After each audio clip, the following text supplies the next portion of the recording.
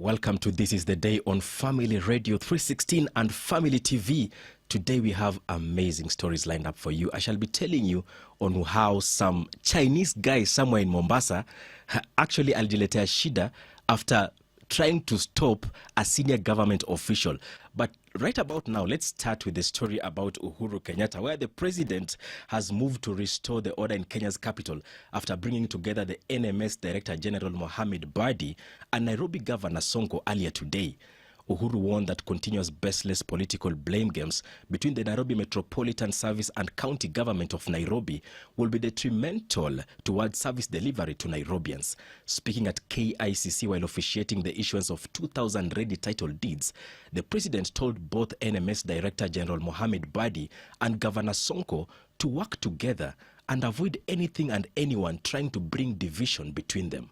Tulikubaliana vile Governor Sonko amesema ya kwamba tuwataka tusaidiane, tuweke siasa chini, wale ambao wanajaribu kulete mgorogoro wa bure.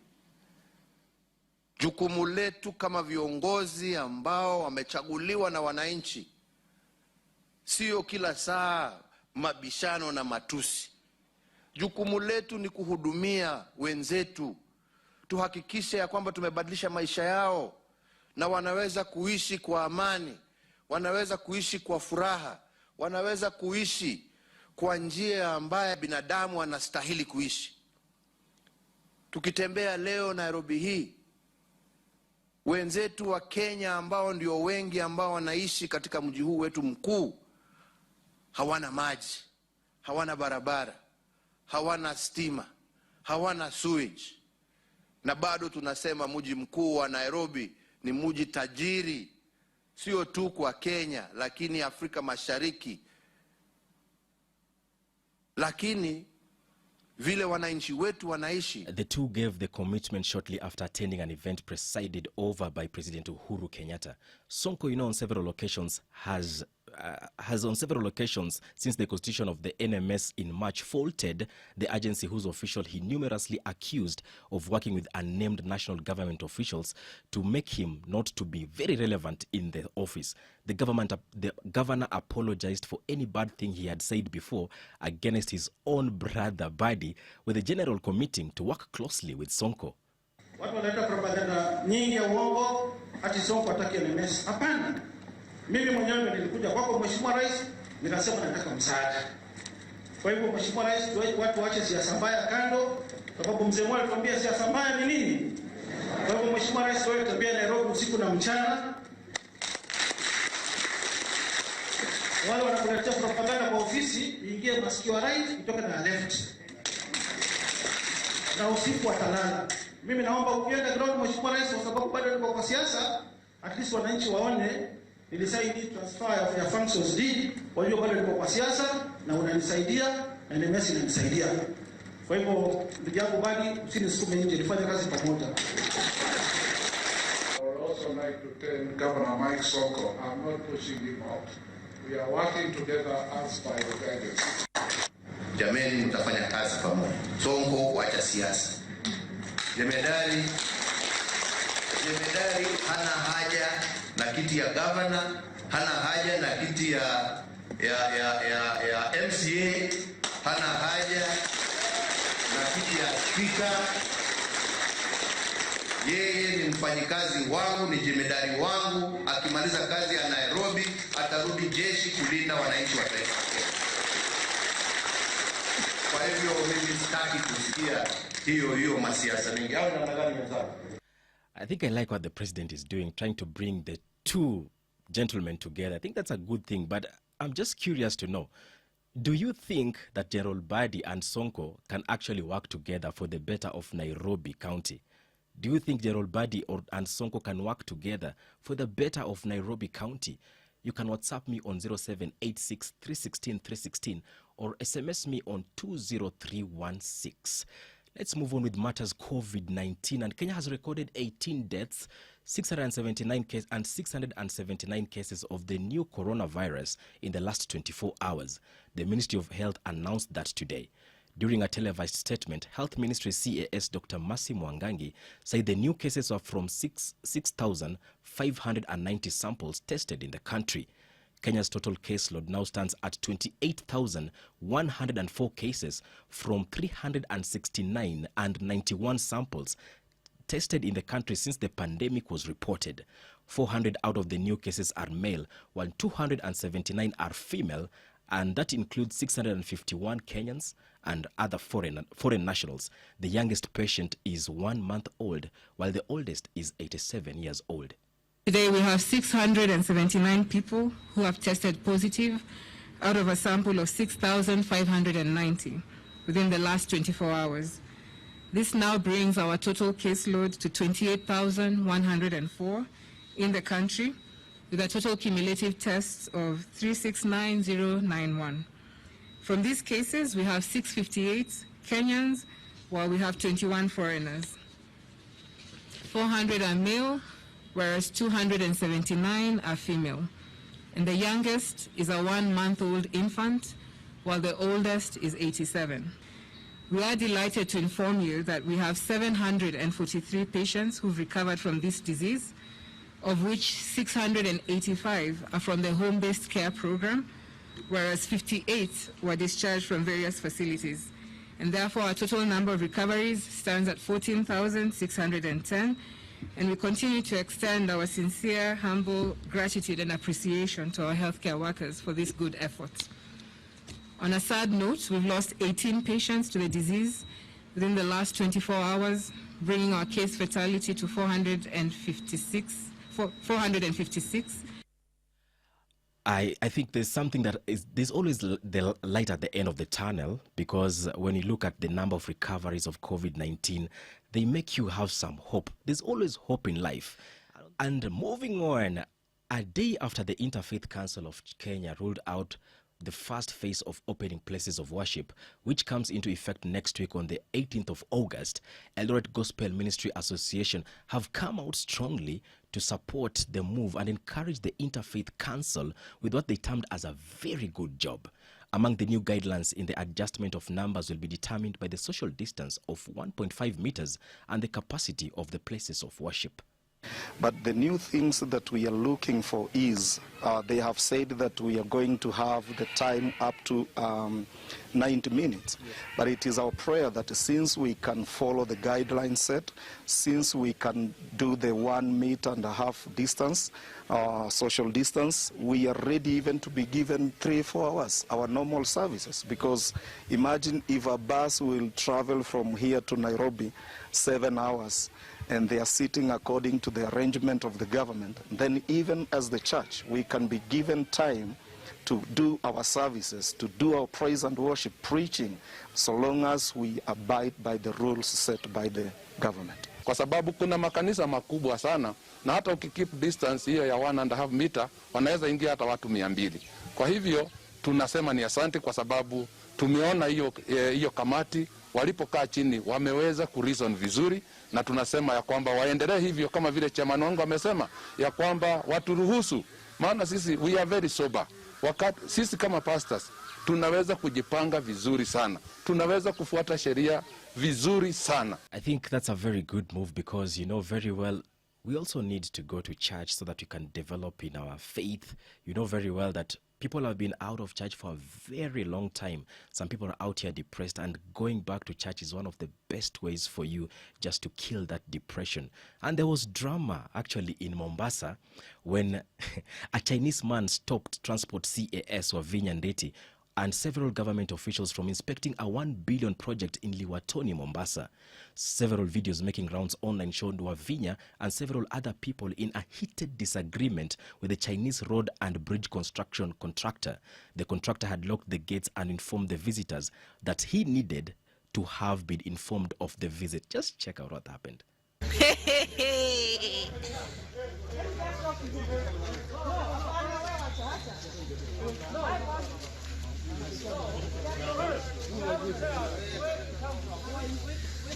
How are you? Which state you come from? How are you? I'm the chief engineer of this project. So what is the issue? The issue is that you never informed us. My name is Monad, the DCC here. This is assistant minister. Yes. And you don't want to respect us. No. It's not that we don't want to respect you, because you never inform us you want to interview. We never received any news. Wake up to you ping. Where? Hey, where can you move? Where who you? I want him. No. Just a minute. No, first, Who? Wow. As you can see, there was one man seen shoving the Chinese engineer aside as the visitors and journalists made their way into the gate, and he also asked the police officers accompanying them to handcuff the contractor in the escalating drama. The contractor said the reason for the standoff was because he had not been notified of any scheduled inspection. Let's move to Baringo County. And over 200 health workers in Baringo County have staged demonstrations to protest alleged termination of their contracts by the county administration. The affected group accuses the county government of restoring the unlawful move as to pave way for the recruitment of the new health workers with reviewed terms. The enraged workers are accusing County Governor Stanley Kiptis and recently appointed Public Service Board for allegedly rewarding their cronies with their positions. This comes a few days after nurses in Mandera County suspended their strike after agreeing with the county executive on how to settle their grievances. On Saturday night, only to our shock that, okay, phase 1 ilienda, phase 2 imeenda. Tuko sasa saizi sijui inaitwa sasa phase ngapi. Sasa tumeenda phase demonstration, phase asking what will become of us. We have evidence of how the newly constituted Public Service Board of Baringo conspired to the office of the governor to have the qualified youths denied a constitutional right of employment. Yes. After going through the Public Service Commission. Mambo ya health. Hii si kitu ya kufanya na urafiki. Kwa sababu bale hospitali una deal na maisha ya watu. Drama. Different counties, different drama. Same drama, actually, different counties. And let's go to Elgeyo Marakwet, where the women representative Jen Kipto has asked the county government to partner with her office in the establishment of a rescue center to provide refuge for girls and women escaping female genital mutilation. She was speaking during a meeting between the Ministry of Public Service, that is the Chief Administrative Secretary CAS Rachel Shebesh, and the Chief and Secretary and the security personnel from the county of Iten, Kenya Medical Training College. Shebesh called on the chiefs to be extra vigilant after some of the residents indicated that they were getting ready for the right after a star which guides the activities was cited. And the law is clear.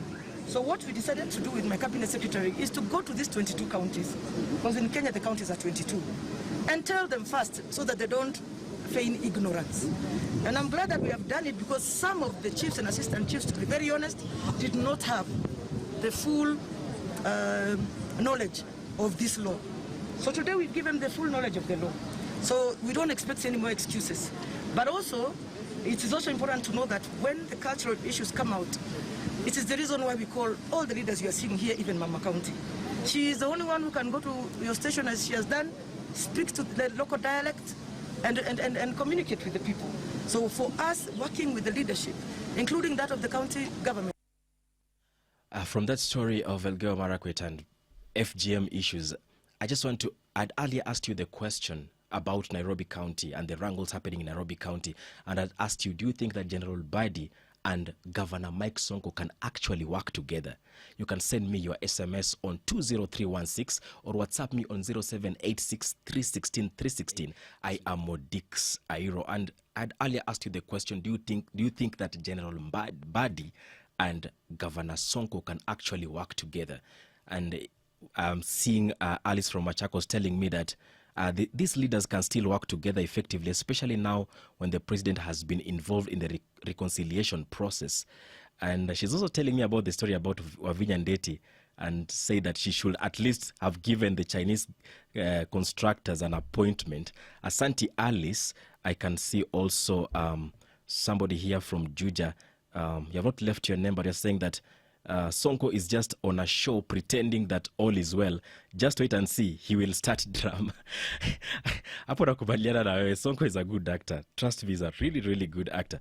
Esikimenyi is telling me that now that the governor Sonko and Gerald Badi working together, he cannot see Gerald Badi and Governor Sonko working together, sadly, because the governor is so arrogant and he doesn't respect anyone.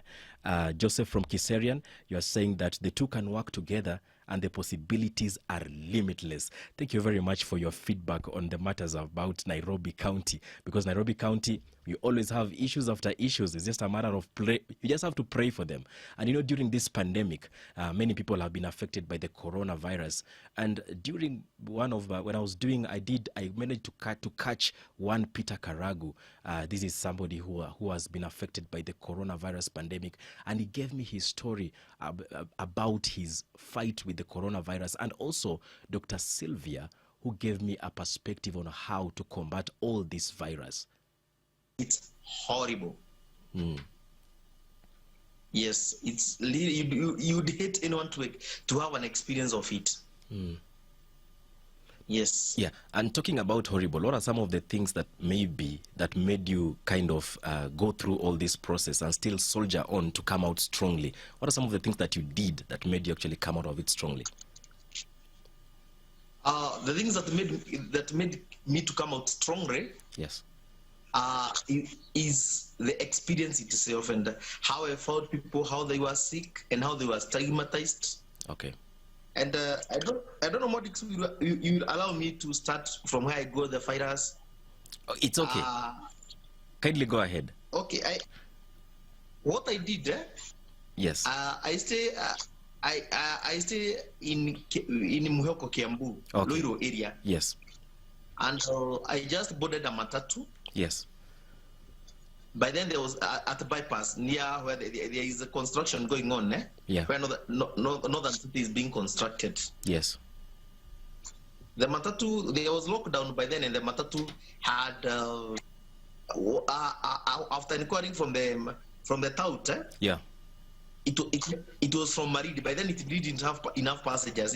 We were only three in the vehicle, and he told me that they have traveled from Maridi, yet there is a lockdown and they are not supposed to travel. Okay. So they have just used Fichochoro to come back here to Nairobi, and they were ferrying people from Nairobi. They were ferrying people from Thika back to Maridi. Oh, yes. I was having this mask on with the rebels of the arsenal. This one you normally buy it from the hawkers. Yeah. But unfortunately, the tout didn't have the mask on. Okay. And when I tried to explain to him, and I told him that this COVID is real because in my village you have lost a person, and I showed him the video. Yes. He could not agree with me. Yeah. But by the time the matatu was reaching Thika, it was even overloaded and some people were hanging outside. So this social distancing was not observed, and I feel that this why I happened to get the virus. And also the quality of the mask I had, I also doubt it because it's like a piece of clothing I had on that day. Okay. Yes. Okay, great. That's some very unfortunate story. And Dr. Sylvia, talking about the quality of masks that our friend Peter has told us about, does it matter the kind of mask that I'm putting on for the sake of not catching the COVID-19 virus? Yes, the kind of mask matters. Yes. In fact, for we doctors, we think we have different levels of masks. Yes. Which give different levels of protection. Yeah. So the cloth mask will give the lowest level of protection. Yes. When you go to the surgical mask, at least it will filter out a lot more germs. Okay. When you go to the KN95, then you're very much protected. Okay. So for healthcare workers, we say KN95 mask. Yes. Any mwananchi can afford, even better. Yes.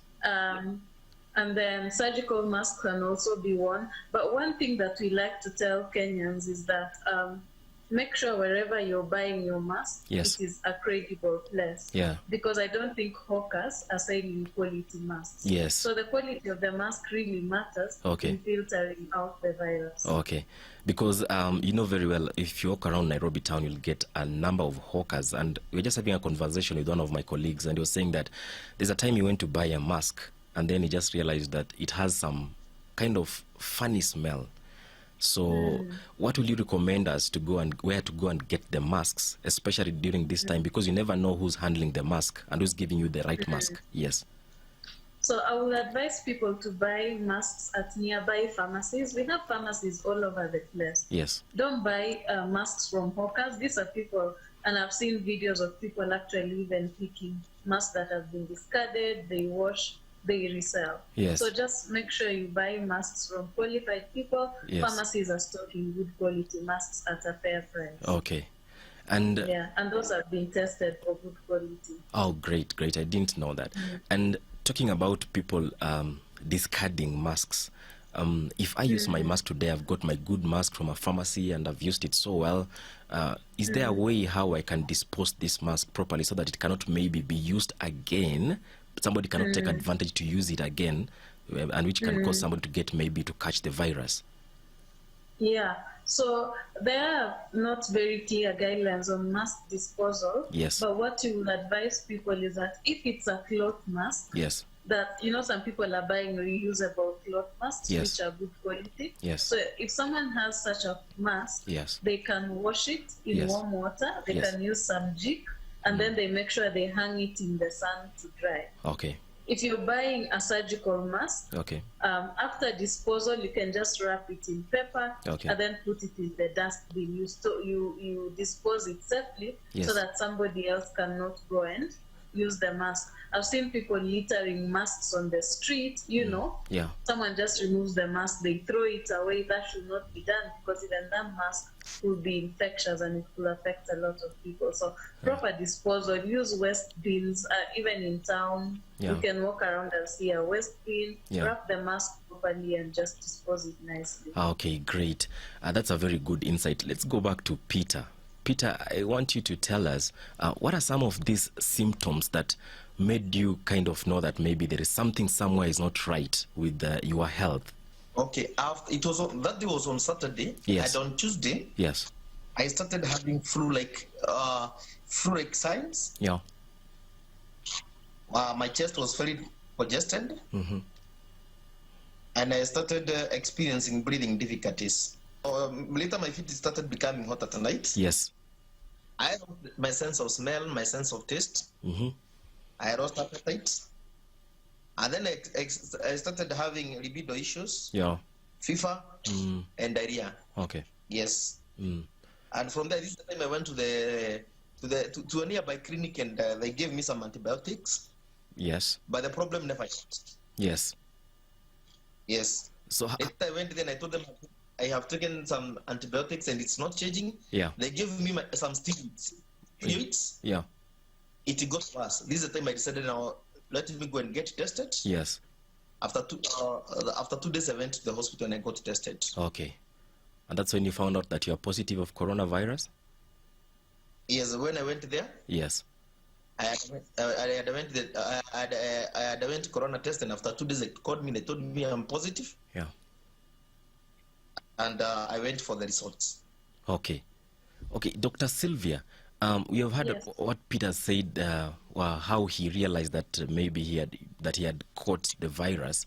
So I just want you to tell us, what are some of the ways that we need to do, the things that we need to do immediately when we realize that we have some of the corona symptoms, and just give us some of the symptoms that might come up when you have caught the virus. So, yeah, Peter has classic symptoms of COVID-19. Yes. So the chest difficulty in breathing was there. Yeah. The cough will be there, but the cough will not be productive. Okay. People will have headaches, they will have fever. But interestingly, as results come in, we are seeing a lot more people are not presenting with fever. Yes. There's more respiratory symptoms than fever. Yes. Loss of appetite, they can have diarrhea. People get tired a lot. You know, you just have a sense of fatigue. Okay. And then, of course, you have loss of smell, loss of taste. Nakula chakula, you cannot taste anything.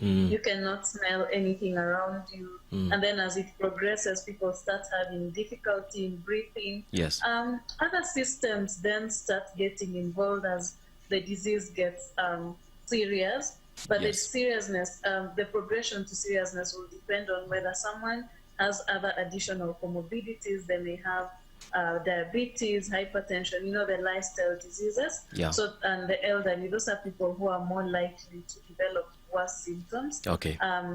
People outside of that age bracket are more likely to develop mild respiratory symptoms. Okay. So as it goes on, people with heart disease, diabetes, they might start having kidney involvement. Yes. They can start having heart involvement and other complications. Okay. And when you get all these kind of symptoms or some of these symptoms, what are some of the steps that you need to take immediately so that you can try to maybe slow it down or not pass it over to somebody else? So the first step will be get a test done, Yes. to confirm whether you actually have it or you don't have it. Yeah.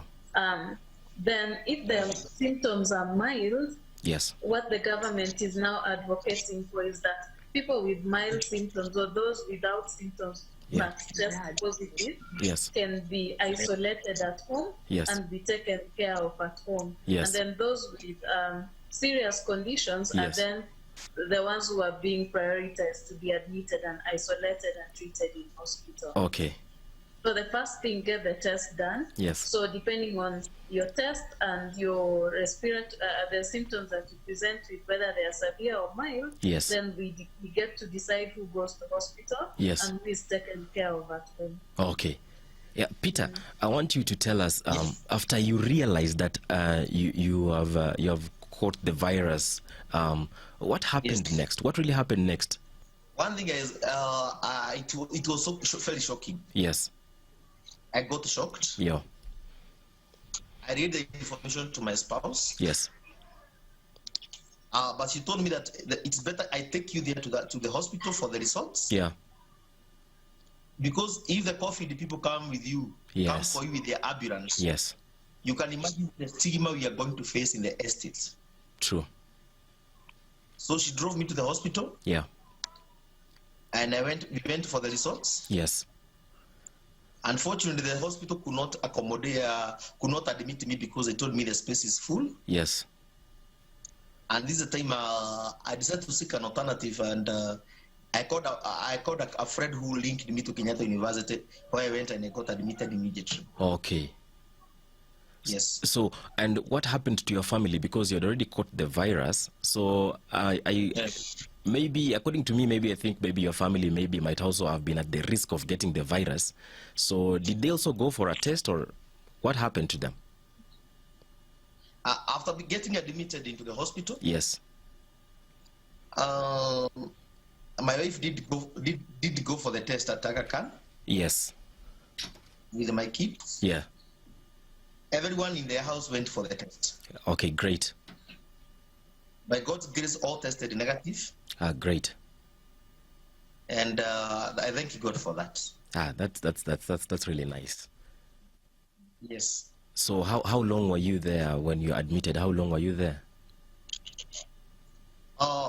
When I stayed in Kenyatta University Hospital for 22 days. Yes. Because when the treatment commenced, Yeah. For them they are treating any illness you have after they have undertaken tests. Yeah. This is the thing that when they were taking essentials in the second day, Yeah. they realized my sugar levels have really gone up. Okay. Just They continue. realized my sugar levels have really gone up. Yes. And they now started stabilizing the sugars, and also the pressure had gone down. Okay. So this is the time they started injecting me with the insulin. Yeah. Until the sugars stabilized. All right.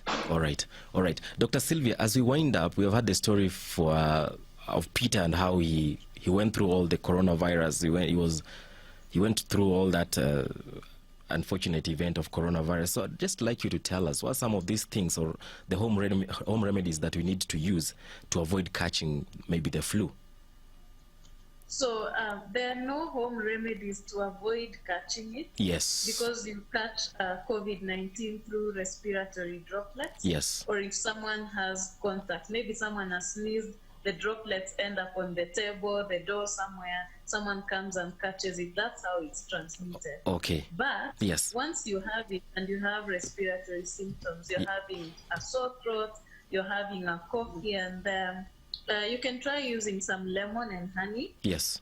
Drink plenty of fluids. Ginger also is okay. Yes. And then vitamin C rich foods, vitamin D rich foods. Okay. So plenty of fruits and vegetables. Yes. You hydrate a lot, drink plenty of water, because as people are having fever, some are having diarrhea, then you can lose plenty of fluids. Okay. So it's important to take fluids. Yes. It's also important if you can get supplements like vitamin C, vitamin D, vitamin S supplements. Okay. That will be nice. But the usual lemon, ginger, honey can really be useful when you're having those kind of symptoms. Okay, great. I really appreciate so much, Sylvia. Dr. Sylvia, nashukuru sana. Peter, I appreciate so much for your time and appreciate for your story. And okay. I wish you well. Okay, thank you. That's a great story we just played for you about Peter Karagu, who's a survivor of COVID-19. That's just one of the things that you should know, that it's not the end of life if you catch coronavirus. There's still hope out there. And we thank Dr. Sylvia Opanga for actually giving us such great insights on how to deal with the virus. And let's move on to the international scene, where President Donald Trump offered his thoughts on Democratic presidential candidate Joe Biden, selection of California Senator and former presidential candidate Kamala Harris as his running mate. He said he was surprised Democratic presidential candidate Joe Biden chose Senator Kamala Harris as his running mate because she had been very disrespectful to the former vice president during the debates. Trump said that Harris had been very, very nasty to Biden during the primaries. Well, she lied. I mean, she said things that were untrue.